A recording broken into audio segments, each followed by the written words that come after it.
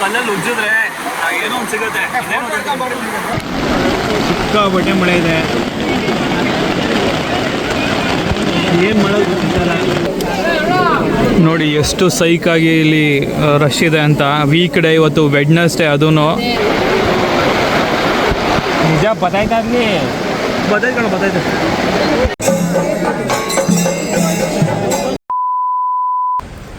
Hi hello ನಮಸ್ಕಾರ ಸ್ನೇಹಿತರೆ, ಎಲ್ಲರೂ ಹೇಗಿದ್ದೀರಾ? ನಾನಂತೂ ಅದ್ಭುತವಾಗಿದ್ದೀನಿ, ಅತ್ಯದ್ಭುತವಾಗಿದ್ದೀನಿ. ಏನಿದು ನನ್ನ ಗೆಟಪ್ ಅಂತ ನೀವು ನೋಡ್ತಾ ಇದ್ದೀರಾ. ಥಂಬ್ನೇಲ್ ನೋಡ್ರೋ ಒಂದಷ್ಟು ಜನ ಹಿಂಗೆ ಆಲ್ರೆಡಿ ಗೊತ್ತಾಗಿರುತ್ತೆ ನಾನು ಎಲ್ಲಿಗೆ ಬಂದಿದ್ದೀನಿ, ಏನು ಮಾಡ್ತಾಯಿದ್ದೀನಿ ಅಂತ. ಬಟ್ ಈ ಜಾಗಕ್ಕೆ ಹೇಗೆ ಬಂದೆ, ನಮ್ಮ ಜರ್ನಿ ಹೇಗೆ ಸ್ಟಾರ್ಟ್ ಆಯಿತು ಅಂತ ಒಂದು ರೀಕ್ಯಾಪ್ ನೋಡ್ಕೊಬನ್ನಿ. Flash back.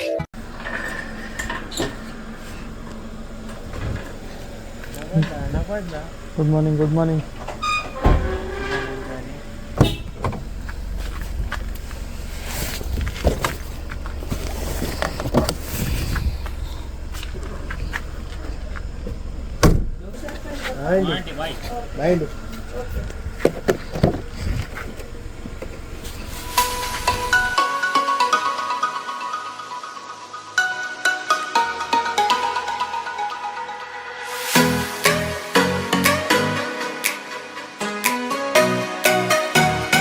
ಬೆಳಗಿನ ಜಾವ 4:15ಗೆ ಮನೆಯಿಂದ ಬಿಟ್ಟಿದ್ದ ಕಾರಣ ಹೋಗ್ತಾ ಆನ್ ದ ವೇ ತುಂಬಾನೇ ಹೊಟ್ಟೆ ಹಸುವ ಸ್ಟಾರ್ಟ್ ಆಯಿತು. ಇರಲಿ ಪರವಾಗಿಲ್ಲ, ಟೂರಿಸ್ಟ್ ಪ್ಲೇಸ್ ಅಲ್ಲ, ಹೋಗ್ತಾ ಆನ್ ದ ವೇ ಏನಾದರೂ ಅಂಗಡಿ ಓಪನ್ ಇರುತ್ತೆ, ಎಲ್ಲಾದ್ರೂ ಒಂದು ಕಡೆ ಟೀಗೆ ಸ್ಟಾಪ್ ಹಾಕಿದ್ರೆ ಆಯಿತು ಅಂತ ಅನ್ಕೊಂಡು ಹೋಗ್ತೀವಿ. ಯಾವ ಹಳ್ಳಿಲೂ ಒಂದೇ ಒಂದು ಅಂಗಡಿ ಕೂಡ ತೆಗ್ದಿಲ್ಲ. ಈಗ ನಮ್ಮ ಹೊಟ್ಟೆ ಹಸು ಇನ್ನೂ ಭೀಕರ ಆಗಕ್ಕೆ ಸ್ಟಾರ್ಟ್ ಆಯಿತು. ಇನ್ನೇನು ಮುಂದೆ ಸಿಗೋ ಹಳ್ಳಿಯಲ್ಲಿ ಒಂದು ಅಂಗಡಿ ಓಪನ್ ಇರುತ್ತೆ, ಟೀ ಸಿಗುತ್ತೆ ಅಂತ ಅಂದ್ಕೊಂಡು ನಾವು ಹೋಗ್ತಾನೆ ಇದ್ದೀವಿ. ಬಟ್ ಒಂದೇ ಒಂದು ಅಂಗಡಿ ಕೂಡ ತೆಗ್ದಿರಲಿಲ್ಲ. ಇದೇನಪ್ಪ ಇದು, ಹಿಂಗಾಗೋಯ್ತಲ್ಲ ಕತೆ, ಇನ್ನು ನಮ್ಮ ಹೊಟ್ಟೆಗೆ ತಣ್ಣೀರು ಬಟ್ಟೆನಾ ಅಂತ ಅಂದ್ಕೊಂಡು ಯೋಚನೆ ಮಾಡೋ ಟೈಮ್ಗೆ ಕರೆಕ್ಟಾಗಿ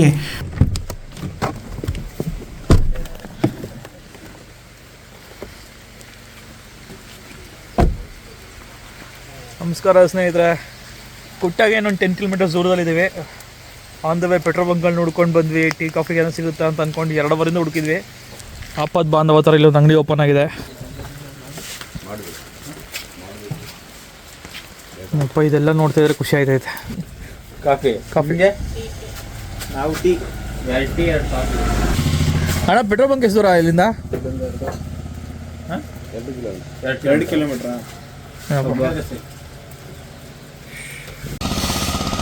ಹಾಂ, ಡ್ರಿಸ್ಲಿಂಗ್ ಆಗ್ತಾಯಿದೆ, ಇನ್ನೂ ನಿಂತಿಲ್ಲ. ಈಗ ಸ್ವಲ್ಪ ಪರವಾಗಿಲ್ಲ, ಈಗ ಸ್ವಲ್ಪ ಸಮಾಧಾನ ಆಗ್ತದೆ. ಅದು ಇದು ತಿಂದ್ವಿ ಅಂತ ಮನೆ ಜರ್ನಿ ಕಂಟಿನ್ಯೂ ಮಾಡೋಣ. ಅಣ್ಣ, ಇದು ಒಂದೇ ನಾ ಪೆಟ್ರೋಲ್ ಬಂಕ್ ಇಡೀ ಇಲ್ಲ, ಇನ್ನೊಂದಿದೆ ಅಲ್ಲಿ ಕೆಳಗಡೆ ಹೋಗ್ಬೇಕು. 1 ಕಿಲೋಮೀಟರ್ ನಾವು ತಿರುಗಿ ಸಾಕಾಗಿದೆ ಸಿಕ್ಕಿದ್ದು. ಮನೆ ಕಡ್ಡಿ ಅಲ್ಲಾಡ್ತಾ ಇದೆ.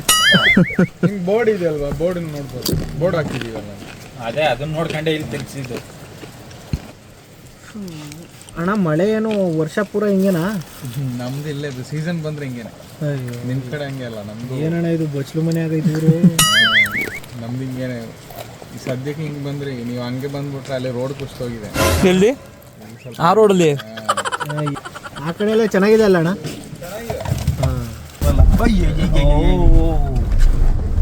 ಸೂಪರ್ ಆಗಿದೆ ರೋಡು, ಸೂಪರ್. ಎಣ್ಣೆ ಚೈವೆ ನೋಡಿ, ಅದ್ಭುತ. ಬೆಣ್ಣೆ ಮೇಲೆ ಎಣ್ಣೆ ಸೂಪರ್ ರೋಡು. ಹೂವು ಎತ್ತಂತ ಹೋಯ್ತೈತೆ.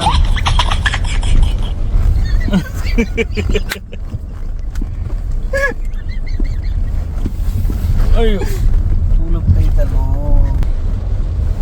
ಮನೆ ಚೆನ್ನಾಗಿರೋ ಕಡೆ ಕಟ್ಕೊಂಡಿದ್ರೆ ಬಿಡ್ರಪ್ಪ, ಹಿಂಗೆ ಚೆನ್ನಾಗಿರಿ. ಏನು ಅಲ್ಲಿ ತಿನ್ಕೊ ಬಂದ್ಬಿಟ್ಟು ಇಲ್ಲಿ ಕಾರಲ್ಲಿ 1-2 ರೌಂಡ್ ಹೊಡೆದ್ರೆ ಆಗೋಯ್ತದೆ. A few moments later. ಸಮಯ 8:20. ಅಫಿಷಿಯಲಿ ಕೇರಳ ಒಳಗಡೆ ಎಂಟ್ರ್ ಆಗಿದ್ದೀವಿ. ಮಾನಂತವಾಡಿಗೆ ಹೋಗಬೇಕು ಈ ವೇ ಅಲ್ಲಿ. ಆನ್ ದ ವೇ ಬ್ರೇಕ್ಫಾಸ್ಟಿಗೆ ಆಲ್ರೆಡಿ ಲೇಟ್ ಆಗಿರೋದ್ರಿಂದ ಇಲ್ಲ ನಿಲ್ಸ್ಕೊಂಡ್ವಿ. Hotel veg and non veg ಅಂತ ಇದೆ, ಹೆಸರು ಗೊತ್ತಾಗ್ತಿಲ್ಲ. ಓಕೆ, ಕನ್ನಡದಲ್ಲೂ ಇದೆ ಹೋಟೆಲ್ ಅಂತ. ನೈಸ್. ಬಾರ್ಡ್ರ್ ಏರಿಯಾ ಆಗಿರೋದ್ರಿಂದ ಹಿಂಗಿರುತ್ತೆ. ಲಾಟ್ರಿ ಏನು ಅಂತ ಇವನ್ಗಾಗಲೇ ಹೊಡೆದೈತೆ ಲಾಟ್ರಿ, ಬೇಡ.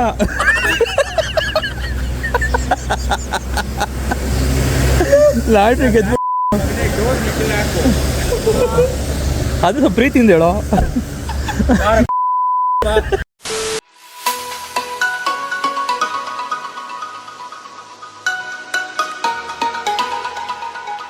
ಕೇರಳದ ಈ ಸೀನಿಕ್ ವ್ಯೂಸ್ನ ಎಂಜಾಯ್ ಮಾಡ್ತಾ ಫ್ರೆಂಡ್ಸ್ಗಳ ಜೊತೆ ಚಾಟ್ ಮಾಡ್ತಾ ಹರಟೆ ಹೊಡಿತಾ ತಮಾಷೆ ಮಾಡ್ತಾ ಅದು ಯಾವಾಗ ಟೆಂಪಲ್ ಸರೌಂಡಿಂಗ್ಸ್ಗೆ ಬಂದ್ವಿ ಅಂತ ನಮ್ಗೆ ಗೊತ್ತೇ ಆಗಲಿಲ್ಲ.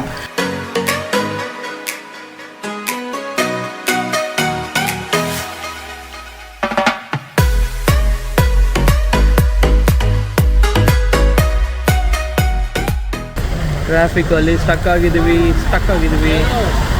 ಯಾರನ್ನೇ ಕೇಳಿದ್ರು ಮುಂದೆ ಇದೆ ಪಾರ್ಕಿಂಗ್ ಅಂತ ಹೇಳ್ತಿದ್ದಾರೆ. ಹಿಂದ್ಗಡೆ ಪೇ ಪಾರ್ಕಿಂಗ್ ಇತ್ತು, ಅದನ್ನ ದಾಟ್ಕೊಂಡು ಮುಂದೆ ಬಂದಿದ್ವಿ. ಇನ್ನೂ ಎಷ್ಟು ದೂರದಲ್ಲಿದೆ ಪಾರ್ಕಿಂಗು ಗೊತ್ತಿಲ್ಲ. ಟೆಂಪಲ್ಲು ಎಷ್ಟು ದೂರದಲ್ಲಿದೆ ಐಡಿಯಾ ಇಲ್ಲ. ಬಟ್ ಟೆಂಪಲ್ ಸರೌಂಡಿಂಗ್ಸಲ್ಲಂತೂ ಇದ್ದೀವಿ.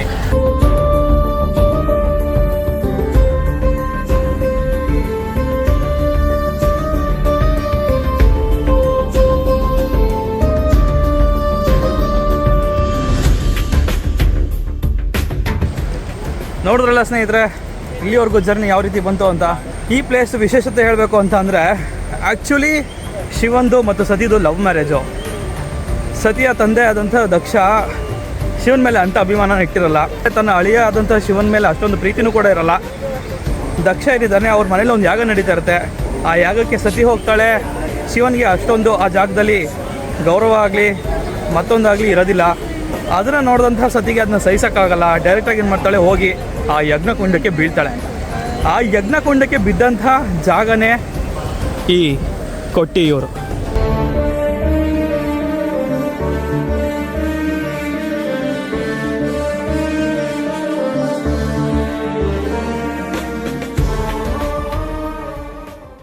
ಇನ್ನೊಂದೇನು ಅಂತಾನೆ, ಈ ದೇವಸ್ಥಾನ ಬರಬೇಕು ಅಂದರೆ ಇದೇ ರೀತಿಯಾದಂಥ ಒಂದು ಡ್ರೆಸ್ಸಿಂಗ್ ಕೋಡ್ ಇರುತ್ತೆ.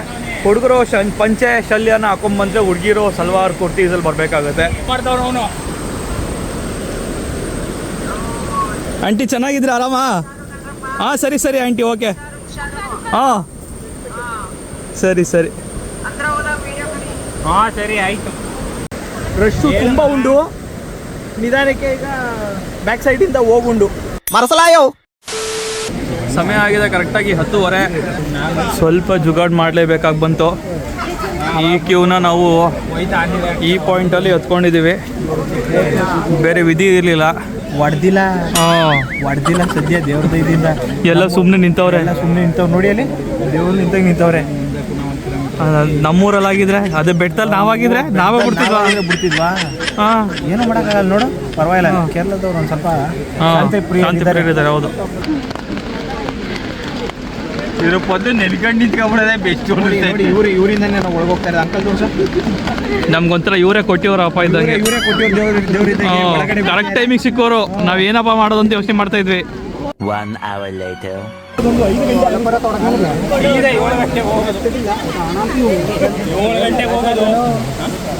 ದರ್ಶನ ಯಾವಾಗ ಆಗುತ್ತೋ ಏನು ಕತೆನೋ. ಅರ್ಧ ದಾರಿಗೆ ಬಂದಿದ್ದೀವಿ ನಾವು. ಇನ್ನೂ ಅರ್ಧ ದಾರಿ, ಇನ್ನೂ 2 ಅವರ್ ಲೈನಲ್ಲಿ ನಿಲ್ಲಬೇಕು. ನಮ್ಮ ಕಷ್ಟ ಯಾರಿಗೆ ಹೇಳೋಣ ಹೇಳಿ. ನೀವೇನು ಹೇಳ್ತೀರಾ? ನನ್ನ ಝೂಮಲ್ಲಿ ತೋರಿಸ್ತಾ ಇರ್ತೀವಿ. ಹೋಗಿದ್ದು ಝೂಮಲ್ಲಿ ಇದೆಯಾ? ಏನು ಹೇಳಕ್ಕೇನೂ ಇಲ್ಲ. ದರ್ಶನ ಆದರೆ ಒಳ್ಳೆಯದು, ತುಂಬ ಬೇಗ.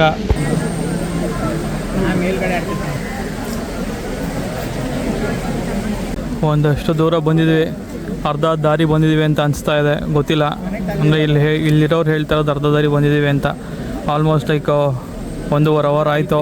2 ಅವರ್ ಆಗ್ತಾ ಬಂತು. ಇನ್ನೇನು ನೋಡಿ, ಹಿಂಗಿದೆ, ಹಿಂದೆನೂ ಇದೆ. ಮಳೆನೂ ಅವಾಗ ಬಂದು ಹೋಗ್ತಾಯಿದೆ, ಡ್ರಿಸ್ಲಿಂಗ್ ಆಗ್ತಾಯಿದೆ. ಇದ್ರ ಮಧ್ಯೆ ವ್ಲಾಗ್ ಮಾಡ್ತಾಯಿದ್ದೀನಿ. ಗೊತ್ತಲ್ಲ, ಈ ಕಷ್ಟಪಟ್ಟು ಈ ಕಂಟೆಂಟ್ ನನಗೋಸ್ಕರ ರೆಡಿ ಮಾಡ್ತಾಯಿದ್ದೀನಿ, ಏನು ಮಾಡಬೇಕು ಅಂತ. ಸಬ್ಸ್ಕ್ರೈಬ್ ಕಣಪ್ಪ, subscribe. A few inches later. ಅರ್ಧ ಗಂಟೆ ಮೇಲಾಯಿತು. 50 ನಿಮಿಷ ನೋಡು, ಅಲ್ಲಿಂದ ಇಲ್ಲಿಗೆ ಬಂದ್ವಿ ಅಷ್ಟೇ. ಕೊಟ್ಟಿಯೂರಲ್ಲಿ ಯಾವಾಗಲೂ ಬಿಟ್ಟು ಮಳೆ ಬರ್ತಾನೆ ಇರುತ್ತೆ. ಅದ್ರ ಹಿಂದೆ ಒಂದು ಕಥೆ ಕೂಡ ಇದೆ. ಶಿವ ತನ್ನ ಪತ್ನಿಯಾದಂಥ ಸತಿಯನ್ನು ಕಳ್ಕೊಂಡು ಆ ಶೋಕದಲ್ಲಿ ಅಳುವಂಥ ಕಣ್ಣೀರೇ ಇಲ್ಲಿ ಮಳೆಯಾಗಿ ಬರುತ್ತೆ ಅನ್ನೋದು ಜನಗಳ ನಂಬಿಕೆ.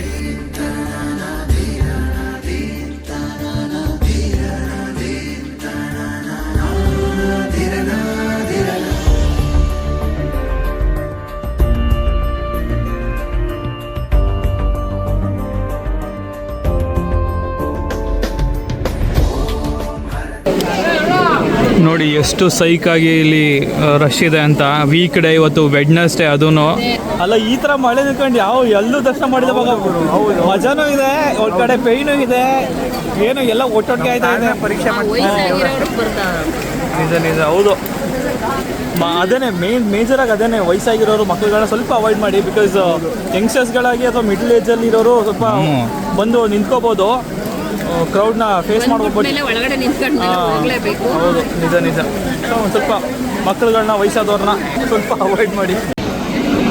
ಅಲ್ಲಿ ಪ್ರಸಾದ ಕೊಡ್ತಾರೆ, ಅದು ಚೀಟಿ ಇಸ್ಕೋತಾ ಇದ್ದಾರೆ ಅಂದರೆ ಲೈಕ್ ಪೇ ಮಾಡಿ ಪ್ರಸಾದ ತೊಗೋಬೇಕಾ ಅದೇನು ಗೊತ್ತಿಲ್ಲ ಫ್ರೆಂಡ್ಸ್. ನೋಡೋಣ ಬನ್ನಿ, ದರ್ಶನ ಆದಮೇಲಿಂದ ಗೊತ್ತಾಗೋದು, ಅದ್ರ ಬಗ್ಗೆ ಐಡಿಯಾ ಸಿಗುತ್ತೆ ಅಂತ ಅಂದ್ಕೊಂಡಿದ್ದೀನಿ. ಈಗ ತಾನೇ ಜಸ್ಟು ಬನ್ನು ತಿನ್ಬಿಟ್ಟು ಮುಗಿಸಿದ್ವಿ, ಖಾರ ಬನ್ನು. 3 ಅವರ್ ಆಗಿನೂ ಇನ್ನೂ ಕ್ಯೂವಲ್ಲಿ ನಿಂತ್ಕೊಂಡೇನೆ. ಗರ್ಭಗುಡಿ ಕಾಣಿಸ್ತಾ ಇದೆ, ಅದು ಯಾವಾಗ ರೀಚ್ ಆಗ್ತೀವಿ ಅಂತ ಗೊತ್ತಿಲ್ಲ. ಇನ್ನೂ 3 ಅವರ್ ಮೇಲಾಗಿದೆ ಲೈನಲ್ಲಿ ನಿಂತು, ಇನ್ನೂ ರೀಚ್ ಆಗಿದೆ. ಇಲ್ಲಿ ನೋಡಿ, ಇಲ್ಲೇ ಇದೆ ಗರ್ಭಗುಡಿ ಆಯಿತಾ. ಹಿಂಗಿದೆ ಕ್ರೌಡು. ಇಷ್ಟು ದೂರದಲ್ಲಿ ನಿಂತಿದ್ದೀವಿ. ಈ ಪ್ಲೇಸಲ್ಲಿ ನಾವು 3/4 ಗಂಟೆ ಆಯಿತು ನಿಂತು, ಇನ್ನೂ ನಿಂತೇ ಇದ್ದೀವಿ. ಅದು ಯಾವಾಗ ಹೋಗ್ತೀವೋ ಗೊತ್ತಿಲ್ಲ, ನೋಡೋಣ. ಸೊ ಅದೇನೆ ನಾನು ಹೇಳೋದೇನು ಅಂತಂದರೆ, ಸಜೆಷನ್ ಕೊಡೋದು, ಯಾರಾದರೂ ಬರ್ತಾಯಿದ್ದೀರಾ ಇಲ್ಲಿಗೆ 3 ಅವರ್ 4 ಅವರ್ ವೆಯ್ಟಿಂಗ್ ಟೈಮ್ ಇದ್ದೇ ಇರುತ್ತೆ ಆಬ್ವಿಯಸ್ಲಿ. ಸೊ ತಿನ್ನೋಕ್ಕೆ ಏನಾದ್ರು ತೊಗೊಬನ್ನಿ. One shift later.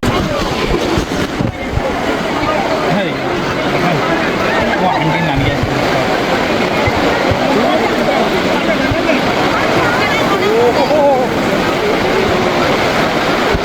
ನಿಜ ಬತ್ತಾಯ್ತಾ ಅಲ್ಲಿ ಬತ್ತಾಯ್ತು.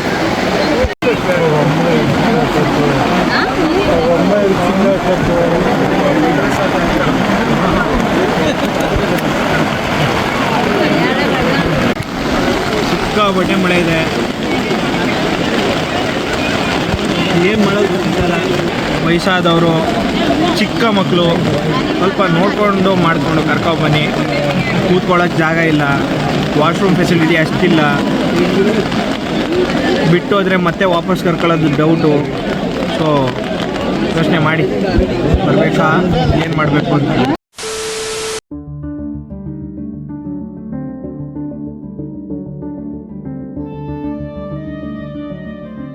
ಕೊಟ್ಟಿಯೂರು ಜಾತ್ರೆ ಅಂತ ನಾವೇನು ಕರಿತೀವಿ, ಅದು ಪ್ರತಿ ವರ್ಷದ ವೈಶಾಖ ಮಹೋತ್ಸವದಲ್ಲಿ ನಡೆಯುವಂಥದ್ದು.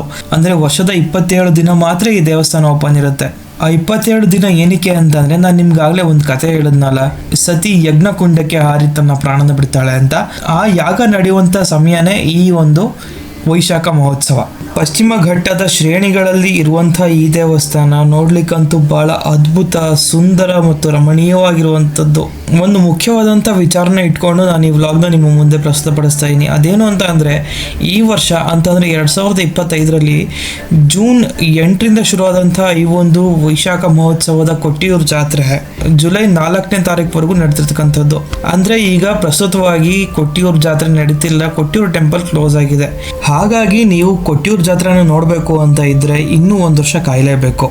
ಯಾರ್ಯಾರು ಈ ವರ್ಷ ಕೊಟ್ಟಿಯೂರು ಜಾತ್ರೆನ ನೋಡೋಕ್ಕಾಗಿಲ್ಲ, ಹೋಗಬೇಕು ಅಂತ ಅಂದ್ಕೊಂಡು ಒಂದಷ್ಟು ಕಮಿಟ್ಮೆಂಟ್ಸ್ಗಳು ಇಟ್ಕೊಂಡು ಅಲ್ಲಿಗೆ ನೀವು ಪ್ರಯಾಣನ ಬೆಳೆಸೋಕ್ಕಾಗಲಿಲ್ಲ, ನೀವೆಲ್ಲರೂ ನನ್ನ ವ್ಲಾಗ್ನ ನೋಡಿಕೊಂಡು ಎಂಜಾಯ್ ಮಾಡಿ.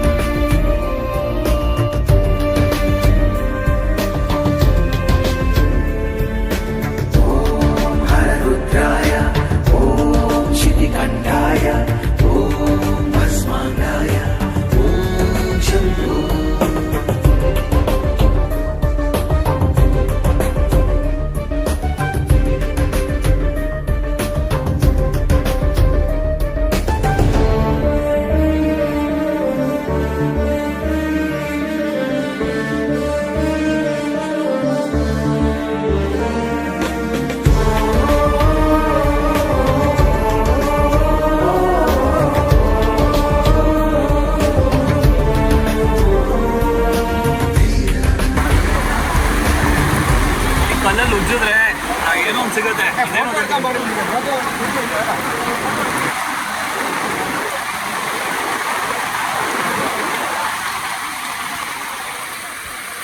ಭಸ್ಮ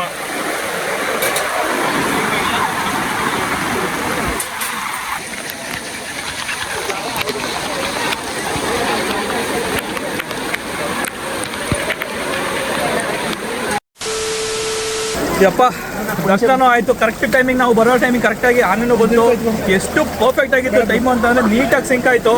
ಅದ್ರ ಬೇರೆ ನಾವು ಬೇರೆ ಮತ್ತೆ ಜುಗಾಡ್ ಮಾಡೋಕೆ ಹೋಗಿ ಅಯ್ಯೋ ದರ್ಶನಕ್ಕೆ ಸ್ವಲ್ಪ ಪ್ರಾಬ್ಲಮ್ ಆಗಿ ಆನೆ ನೋಡಕ್ ಹೋಗಿ ನಮ್ಗೆ ಒಳಗ್ ಬಿಡ್ದೇನೆ.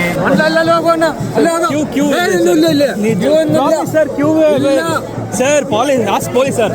ಅಯ್ಯೋ ಬೇಡಿ ಬೇಡಿ ಸಾಕಾಗಿ ಗಾಡಿ ಬೇಡಿ ಇವನು ರೊಚ್ಗೆ ಹೇಳ್ತಾವನೆ. ನಾನು ಎಮೋಷನಲಿ ಬಿಟ್ಬಿಡಿ ಅಡ ಅಂತ ಅನ್ಬಿಡ್ತಾ ಇದ್ದೀನಿ ನಾನು.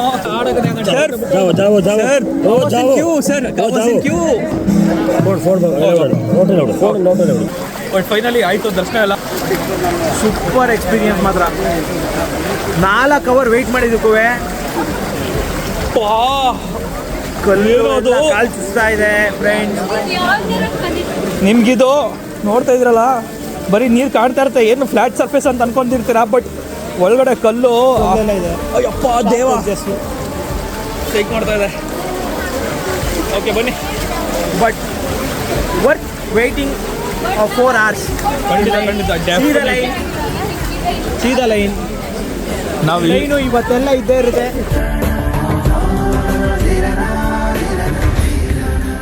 4 ಅವರ್ಗಳ ಕಾಲ ವೆಯ್ಟ್ ಮಾಡಿ ಅದ್ಭುತವಾದಂಥ ದರ್ಶನನ ಮುಗಿಸ್ಕೊಂಡು ಕೊಟ್ಟಿಯೂರು ಜಾತ್ರೆಯಿಂದ ನಾನು ಕಾಲು ಕೀಳೋವಂಥ ಸಮಯದಲ್ಲಿ ನನಗೆ ಗೊತ್ತಿಲ್ಲದೇ ನನ್ನ ಕಣ್ಣಲ್ಲಿ ನೀರು ತುಂಬಿಕೊಂಡಿತ್ತು.